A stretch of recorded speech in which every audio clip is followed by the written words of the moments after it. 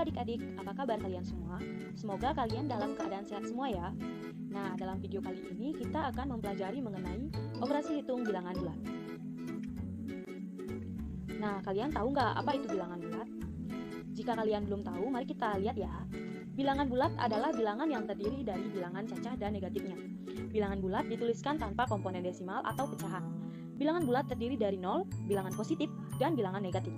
Contohnya adalah min 5, min 4, min 3, min 2, min 1, 0, 1, 2, 3, 4, 5, dan seterusnya. Nah, selanjutnya kakak akan membahas mengenai jenis-jenis bilangan bulat. Yang pertama adalah bilangan bulat positif. Bilangan bulat positif adalah bilangan asli yang dimuat dari angka 1 dan seterusnya. Yang kedua, bilangan bulat negatif. Bilangan bulat negatif adalah lawan dari bilangan bulat positif terhadap operasi penjumlahan. Yang ketiga adalah bilangan bulat 0. Bilangan bulat 0 merupakan bilangan bulat yang bukan positif maupun bukan negatif. Nah, selanjutnya kakak akan membahas mengenai operasi hitung bilangan bulat. Operasi hitung bilangan bulat adalah operasi hitung yang dilakukan terhadap bilangan bulat. Berikut ini yang dapat dilakukan pada bilangan bulat. Yang pertama adalah penjumlahan, yang kedua adalah pengurangan, yang ketiga adalah pembagian, dan yang keempat adalah perkalian. Nah, yang pertama yang akan kakak jelaskan adalah penjumlahan bilangan bulat. Penjumlahan adalah penambahan sekelompok bilangan atau lebih menjadi suatu bilangan yang disebut dengan jumlah. Lambang dari penjumlahan adalah seperti ini ya adik-adik, tolong diingat ya. Nah, adapun rumus-rumus dari penjumlahan yang pertama adalah positif dengan positif. Penjumlahan bilangan positif dengan positif, suatu bilangan positif jika dijumlahkan dengan bilangan positif lainnya akan menghasilkan bilangan positif juga. Yang kedua adalah penjumlahan bilangan negatif dengan negatif. Suatu bilangan negatif jika dijumlahkan dengan bilangan negatif lainnya akan menghasilkan bilangan negatif juga. Dan yang ketiga adalah penjumlahan bilangan positif dengan negatif. Penjumlahan bilangan positif dengan bilangan negatif akan menghasilkan bilangan positif ataupun negatif, tergantung besarnya bilangan yang diperoleh. Jika bilangan positif lebih besar dari bilangan negatif, maka penjumlahannya akan menghasilkan bilangan positif. Begitupun sebaliknya, jika bilangan positif lebih kecil daripada bilangan negatif, maka penjumlahan akan menghasilkan bilangan negatif. Hal ini juga berlaku untuk penjumlahan bilangan negatif dengan positif. Jadi, bilangan positif dengan bilangan negatif akan menghasilkan positif ataupun negatif jika sebaliknya. Nah, selanjutnya kakak akan menjelaskan mengenai pengurangan. Pengurangan adalah kebalikan dari operasi penjumlahan. Adapun lambangnya adalah seperti ini adik-adik. Pengurangan bilangan positif dengan bilangan positif akan menghasilkan bertambahnya ke kanan. Pengurangan bilangan negatif dengan negatif, hasilnya bertambah ke kiri. Pengurangan bilangan negatif dengan positif, hasilnya bertambah ke kanan. Pengurangan positif dengan negatif, bertambah ke kiri. Nah adik-adik, selanjutnya kakak akan membahas mengenai perkalian. Perkalian adalah proses penjumlahan yang berulang dengan melipat gandakan suatu bilangan sesuai dengan bilangan pengalinya. Lambang dari perkalian adalah seperti ini adik-adik, tolong diingat ya. Perkalian bilangan positif dengan positif. Perkalian dua buah bilangan positif akan menghasilkan bilangan positif. Yang kedua adalah perkalian bilangan negatif dengan negatif. Perkalian dua buah bilangan negatif akan menghasilkan bilangan positif. Perkalian bilangan positif dengan negatif. Perkalian bilangan positif dengan negatif akan menghasilkan bilangan negatif, begitupun sebaliknya. Jadi, apapun yang dikalikan dengan positif, hasilnya pasti negatif. Nah, selanjutnya kakak akan membahas mengenai pembagian. Pembagian adalah proses aritmatika dasar di mana satu bilangan dipecah rata menjadi bilangan yang lebih kecil sesuai dengan bilangan pembaginya. Adapun lambang dari pembagian adalah seperti ini adik-adik, tolong diingat ya. Pembagian bilangan positif dengan positif. Pembagian dua bilangan positif akan menghasilkan bilangan positif. Pembagian bilangan positif dengan negatif akan menghasilkan bilangan negatif, begitupun sebaliknya. Jika positif dibagi negatif akan menghasilkan hasil negatif juga. Pembagian bilangan negatif dengan negatif akan menghasilkan bilangan positif. Nah, selanjutnya kakak akan menjelaskan mengenai garis bilangan. Garis bilangan adalah suatu bilangan lurus yang setiap titiknya melambangkan suatu bilangan. Bilangan bulat ditunjukkan dengan lambang titik-titik tertentu yang berjarak sama sepanjang garis ini. Nah, selanjutnya kakak akan menjelaskan mengenai garis bilangan. Berdasarkan gambar di atas, bilangan 1, 2, 3, dan 4 terletak di sebelah kanan 0, dan bilangan min 1, min 2, min 3, dan min 4, dan seterusnya terletak di sebelah kiri 0.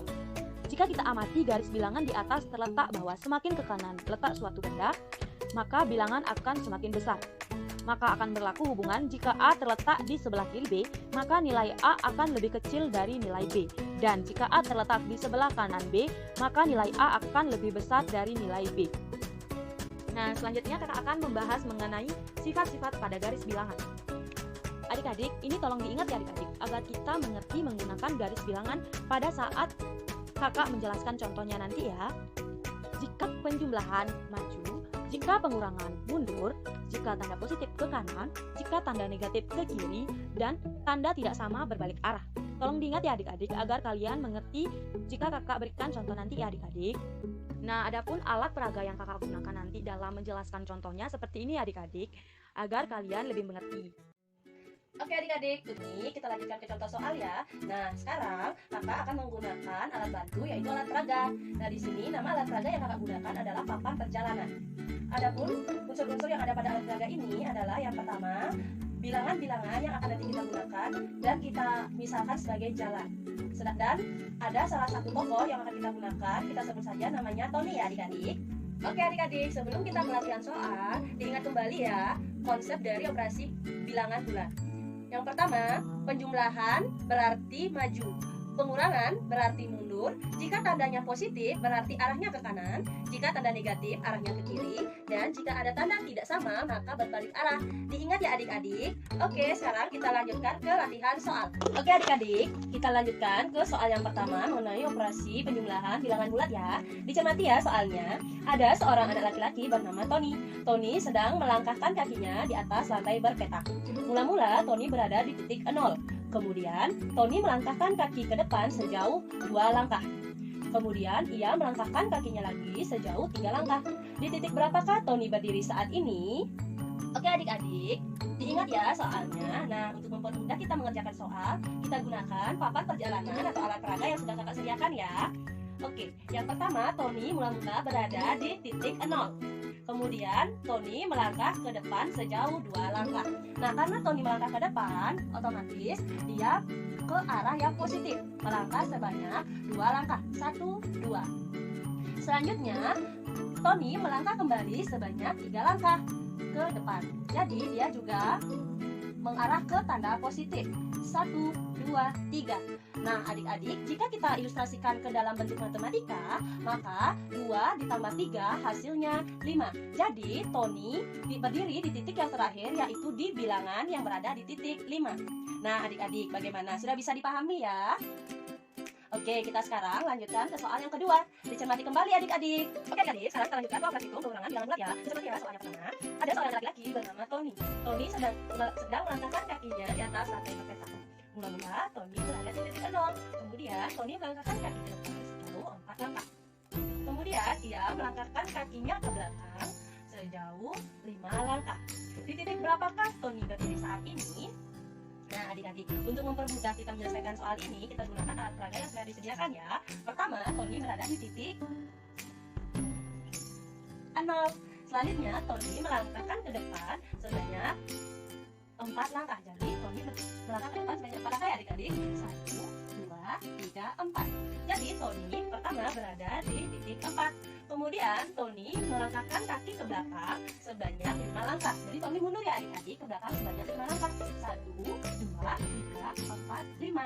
Jadi jika diilustrasikan ke dalam bentuk matematika, bisa kita tuliskan 4 dikurangi 5. Dan hasilnya adalah negatif 1. Jadi posisi terakhir atau titik terakhir yang ditempati Tony adalah negatif 1. Nah adik-adik, bagaimana? Bisa ya? Oke, sekarang kita lanjutkan ke soal yang kedua. Untuk soal yang kedua yaitu 3 dikurangi 6. Yang pertama kita anggap Tony di posisi 0. Selanjutnya melangkah ke depan sebanyak 3 langkah. 1, 2, 3. Tony berada di titik yang bernomor 3. Selanjutnya Tony karena dikurangi, Tony mundur sebanyak 6 langkah. 1, 2, 3, 4, 5, dan 6. Jadi hasilnya adalah negatif 3. Nah bagaimana adik-adik? Sudah bisa dipahami ya? Oke, sekarang kita lanjutkan ke operasi hitung yang ketiga. Lanjut. Oke adik-adik, sekarang kita lanjutkan ke operasi hitung perkalian bilangan bulat ya. Dicermati ya soalnya. Untuk soal yang pertama, seorang anak kecil ingin melompat sebanyak 3 kali. Dalam 1 kali lompatan, dia akan melewati 2 lantai. Nah, di titik berapakah anak kecil itu akan berhenti? Oke, untuk mempermudah kita menyelesaikan soal yang diberikan, kita gunakan alat peraga yang sudah disediakan ya adik-adik. Pertama, kita anggap anak kecil tersebut berada di titik 0. Selanjutnya, karena dia melompat sebanyak 3 langkah ke depan, dan dalam satu kali lompatan, dia akan melewati 2 lantai. Nah, kita anggap seperti ini ya di awal. Karena dalam satu kali lompatan, dia melewati 2 lantai, maka dia akan maju sebanyak 2 langkah ya adik-adik. 1, 2. Selanjutnya, ini lompatan yang pertama. Selanjutnya dilanjutkan ke lompatan yang kedua sebanyak 2 lantai lagi adik-adik. 1, 2. Nah, untuk lompatan yang terakhir, yaitu lompatan yang ketiga, juga sebanyak 2 lantai. 1, 2. Nah, jadi jika kita ilustrasikan ke dalam bentuk matematika, maka bisa kita tulis 2 dikali 3 sama dengan 6. Jadi, posisi terakhir dari anak kecil tersebut adalah 6. Nah, bagaimana adik-adik? Bisa dipahami ya? Oke adik-adik, kita lanjutkan ke soal yang kedua ya. Negatif 2 dikali 3. Untuk mempermudah kita mengerjakan soalnya, kita gunakan alat peraga yang sudah tersedia ya adik-adik. Pertama, kita anggap berada di titik 0. Selanjutnya, melangkah sebanyak 2 langkah dan melompat sebanyak 3 kali. Nah, pertama, melangkah sebanyak 2 langkah untuk lompatan yang pertama ya. Karena ada tanda negatif, maka kita melangkahnya ke kiri. 1, 2. Ini untuk lompatan yang pertama. Selanjutnya, lompatan yang kedua, 1, 2. Dan untuk lompatan yang ketiga, 1, 2. Sehingga negatif 2 dikali 3 itu hasilnya adalah negatif 6 ya adik-adik. Oke adik-adik, bagaimana? Sudah bisa dipahami ya?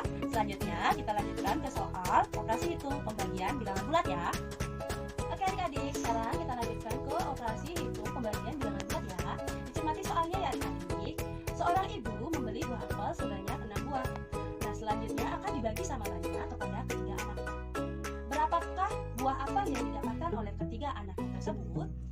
Oke, untuk mempermudah kita mengerjakan soalnya, kita gunakan alat peraga yang sudah disediakan ya adik-adik.